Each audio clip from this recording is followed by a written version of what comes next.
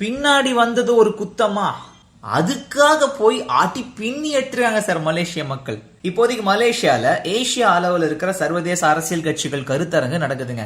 அதுல கலந்துக்கிறதுக்கு இலங்கை தொழில்துறை அமைச்சரோட இலங்கை தூதர் இப்ராஹிம் அன்சார் அவரும் போயிருக்காரு. ஆனா இவங்களுக்கு முன்னாடி இலங்கை அதிபர் ராஜபக்சே போயிருக்காரு. இது அவங்களுக்கு தெரியல. இது தெரியாம இவங்க 2 பேரும் போயிட்டு இருக்கும் போது, ஓகே ராஜபக்சே கூட தான் இலங்கை தூதர் வந்திருக்காரு அப்படின்னு சொல்லிட்டு இலங்கை தூதரை அடையாளம் கண்டுகிட்ட மலேசிய மக்கள் என்ன பண்ணிட்டாங்க, அடி பின்னி எடுத்துட்டாங்க. அதுக்கப்புறமா ஏர்போர்ட் செக்யூரிட்டி வந்து இலங்கை தூதரை காப்பாத்தி கூப்பிட்டு போயிருக்காங்க. இப்போ என் கேள்வி என்னன்னா, யாரோ மேல இருக்கிற கோவத்துக்கு யாரையோ ஏன் அடிப்பானே, அடிக்கிறதுனா அவரே அடிக்க வேண்டியது தானே. இது என்னது இங்க அடிச்சா அங்க ஒலிக்கும் அப்படின்னு லாஜிக்கா? முடியல சார். கந்தானம் பண்ணுங்க, நிறைய பேர் புது உலகம் பார்க்கலான்றது தான் இருக்குது. நானும் சப்போர்ட் பண்ணுறேன். தேங்க்யூ. நான் இப்போ பண்ணல, பட் டெஃபினட்டாக பண்ணுவேன் ஒரு நல்ல நாள் பார்த்து. எங்கள் அம்மா